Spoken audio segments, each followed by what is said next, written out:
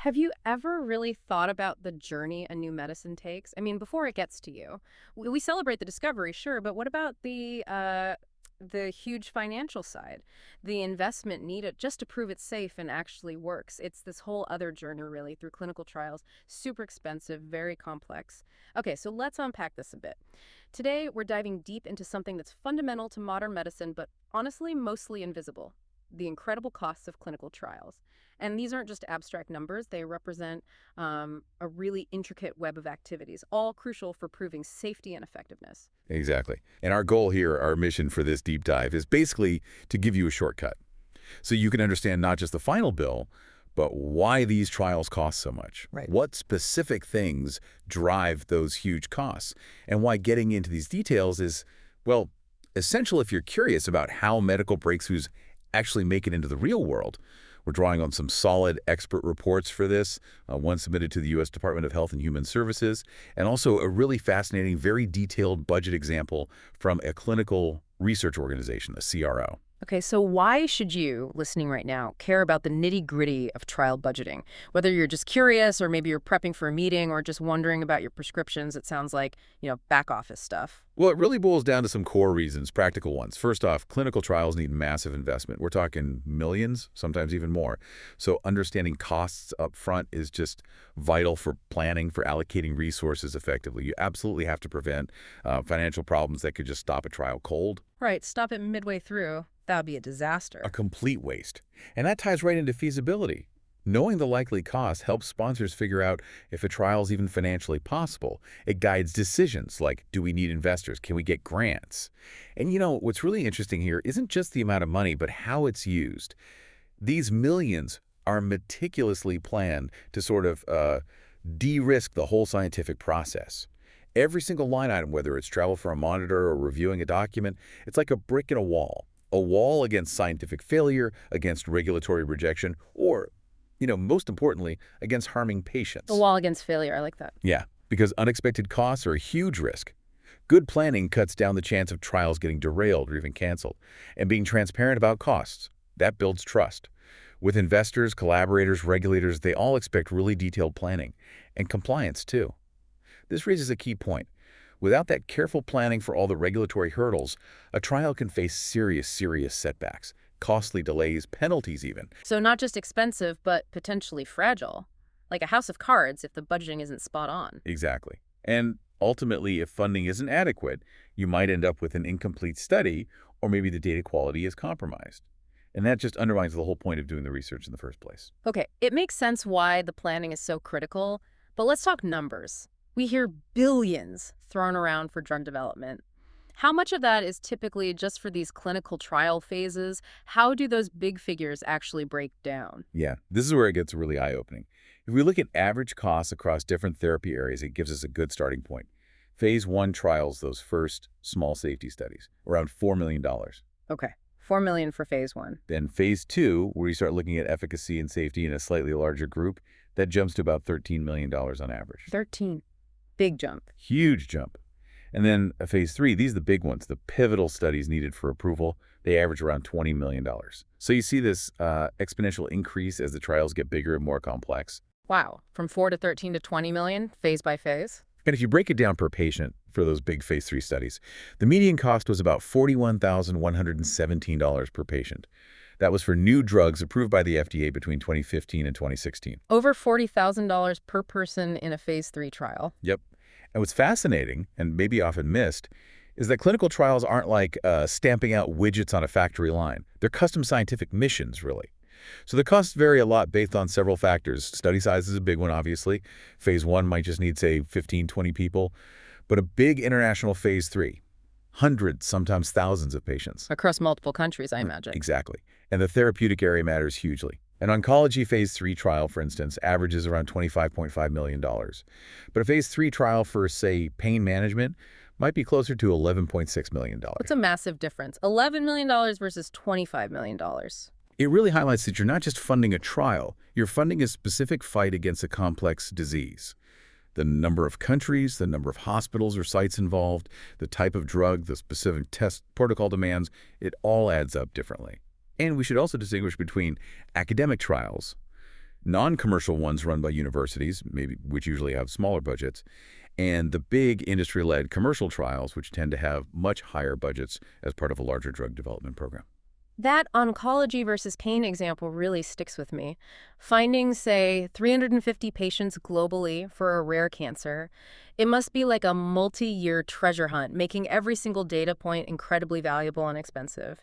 So to make these millions feel more real, let's dive into that concrete example you mentioned, a specific phase 3 oncology trial budget. Like we're actually in the room looking at the spreadsheet. Let's do it. So the example we have is for a randomized two-arm phase 3 commercial trial.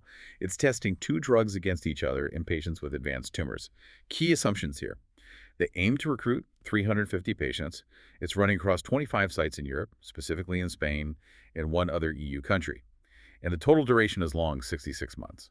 That breaks down to 6 months for startup, 36 months, 3 years just for recruitment, 6 months for treatment per patient, 12 months of follow-up for survival, and then 6 months to close everything down. Wow, 66 months start to finish. That's over 5 years. It is.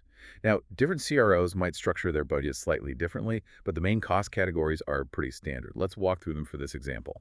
First up, initial setup and regulatory compliance. This totals around $218,000. Okay, the upfront work. Right. Within that, you have regulatory affairs costing about $64,350. Think of this as getting all your permits and legal ducks in a row. It covers things like insurance policies for each country, the initial applications to ethics committees and regulatory authorities, handling any study amendments later on, and filing annual progress reports. Basically, all the essential paperwork to legally and ethically start the trial. Makes sense. What else is in that setup phase? Then there's site identification and selection, about $46,200. This means sending out questionnaires to potential hospitals, analyzing their responses, and then actually visiting them on site selection visits to check if they really have the right facilities, patient access, and expertise. So vetting the hospitals. Exactly. Then site contracting and payments is another $64,350. This is just for negotiating and signing the contracts with each of those 25 hospitals. Important note, the actual payments to the sites for treating patients come later under a different category called pass-through costs. Oh, okay, so this is just the contract work itself. Correct.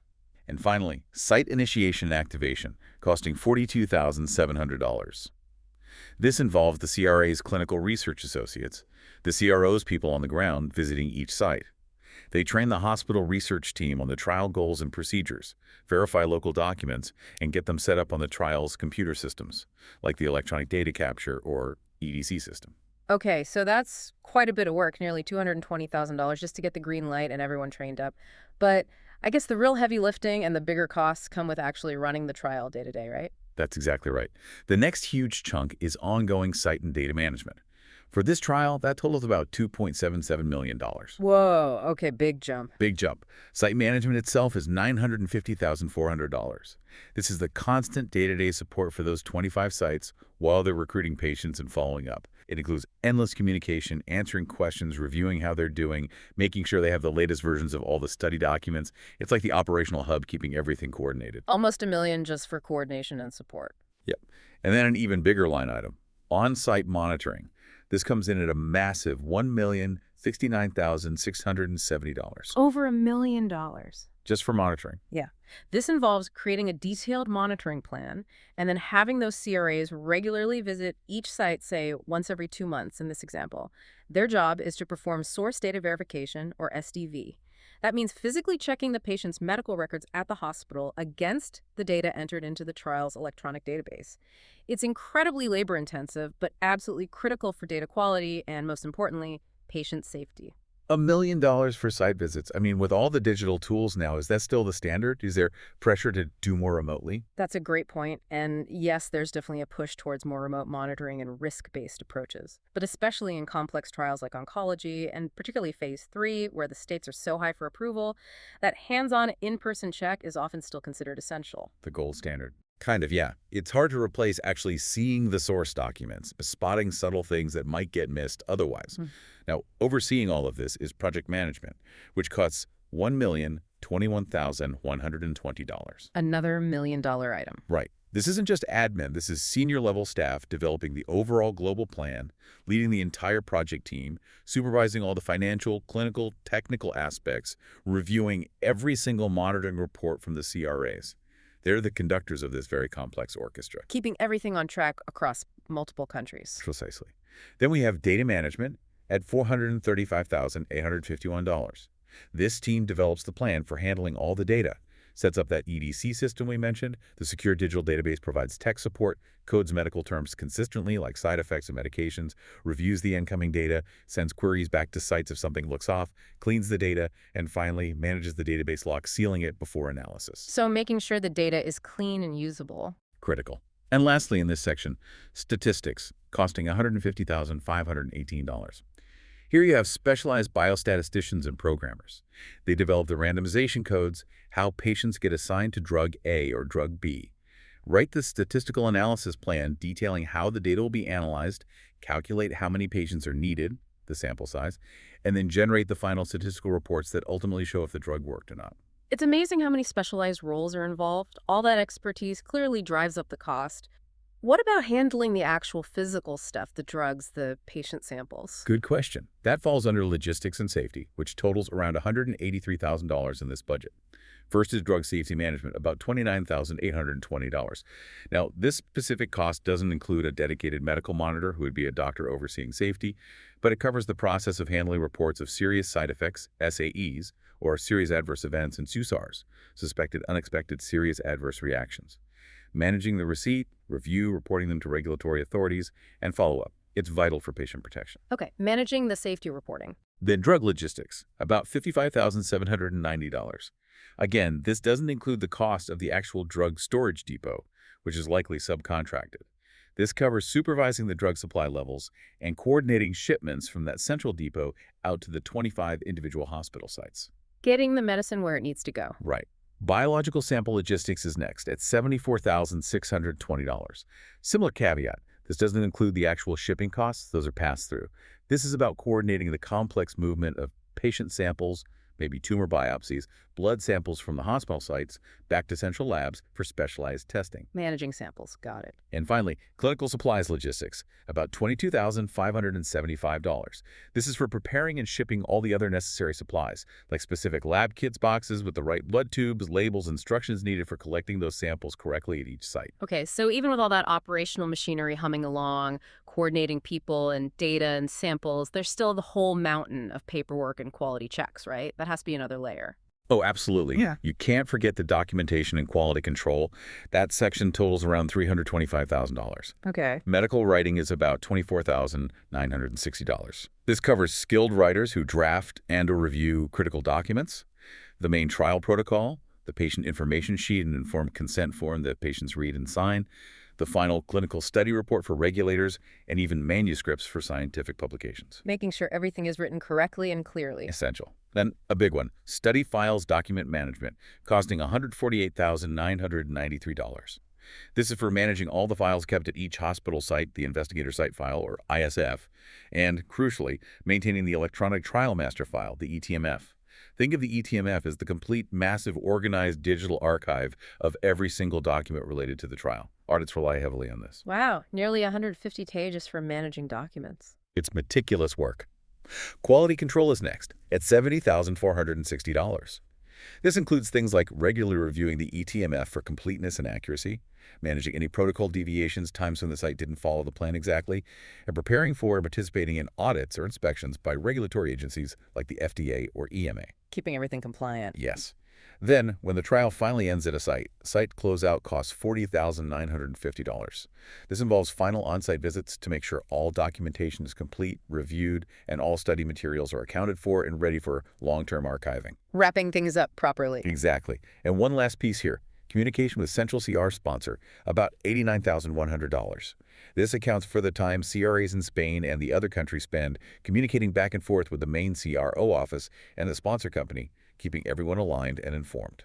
Okay, so we've just walked through, around $4 million in direct CRO services, everything from regulatory filings to data analysis to document archiving. But you said the total for this trial was near $13 million. Where does the other, $9 million come from? That brings us to the elephant in the room. You got it. The single largest cost driver, by a huge margin, is the category of pass-through costs. In this specific example, these total a massive $8,526,728. Whoa. Over $8.5 million. What is that? So these are costs for services and expenses from other parties, not the CRO itself, but managed or paid through the CRO. Mm. They form the real bulk of the total trial cost. Think about what's included here, the biggest one, payments to the hospital sites for each enrolled patient. This covers the actual medical procedures they perform, doctor visits, nurse time, lab tests run at the hospital, imaging scans like CTs or MRIs, the pharmacy's effort in handling the drug. Basically compensating the hospitals for the work and resources involved in treating the patient according to the protocol. Ah, so the actual cost of the medical care during the trial. A huge part of it, yes. But pass-throughs also include many other things. The trial insurance policies required in each country, the actual shipping costs for sending physical files, contracts, and all those biological samples we talked about earlier, fees charged by the ethics committees and regulatory authorities just to review the trial application. The travel costs, too, I bet. Absolutely. All the travel costs, flights, hotels, meals for the CRO staff, doing those site selection visits, initiation visits, all the ongoing monitoring visits, and the final closeout visits. That adds up quickly across 25 sites and multiple years. Plus, you often have costs for central, independent reviews like expert pathologists reviewing tumor samples or radiologists reviewing scans centrally to ensure consistency. Then there are costs related to drug manufacturing, packaging, labeling, and distribution services, often handled by specialized vendors. Fees for using the electronic data capture system, other web tools, maybe licenses for specific software. Even document translation costs if you're running the trial in multiple languages. It's incredible. So the CRO is managing the trial, but a huge chunk of the budget is actually flowing through them to pay for all these other essential services and site activities. Exactly. While the CRO provides the project management, the monitoring, the data handling, the crucial oversight and infrastructure, many of the direct costs tied to patient procedures, specialized analyses, logistics, and core infrastructure are handled by external vendors or the sites themselves. Yeah. These pass-throughs are really the engine powering the trial's execution. That's why they're the biggest driver. So you add up all those detailed CRO service costs we discussed, the setup, management, logistics, documentation, which came to around, what, $4.4 million? Yeah, roughly. And then you add this huge $8.5 million in pass-through costs. And the grand total for this one specific Phase 3 oncology trial example lands at $12,929,155. Just shy of $13 million for one trial. Wow. Okay, so stepping back, what does this all mean for you, the listener? We've gone through a pretty complex budget, lots of line items, millions of dollars. What's the main thing to take away from this deep dive into trial economics? Well, I think the most profound insight really isn't just the big number itself. It's understanding that these costs aren't arbitrary. They reflect a really meticulously planned investment designed to, as we said, de-risk the science and ensure we follow all the rigorous steps needed to get a safe and effective drug approved. The key takeaway is that, yes, the numbers are large, but they represent critical investments. And remember, costs vary hugely. This was one oncology example with 350 patients. A cardiovascular trial might need thousands of patients. A rare disease trial might have incredibly complex logistics. So understanding this isn't just for the finance folks. It's about appreciating what it takes to ensure trials run smoothly, meet those incredibly high regulatory standards, and produce the reliable, high-quality data that ultimately benefits all of us through the medicines we trust. That was genuinely illuminating, a real look inside the hidden and clearly very expensive world of clinical trial economics. It's just an incredible amount of coordinated effort and investment. It really is. And it makes you think, these are the costs just for the trial phase, that final stretch before a drug might get approved. What does the entire financial journey look like, from the very first discovery in a lab all the way through development, through these trials, to finally getting a medicine into a patient's hands? What kind of maybe unexpected ripple effects could these incredibly high development costs have? Thinking about global drug pricing, about access to medicines in different parts of the world, maybe even influencing which diseases get researched the most. It definitely leaves you with something to ponder about the future of medical innovation itself.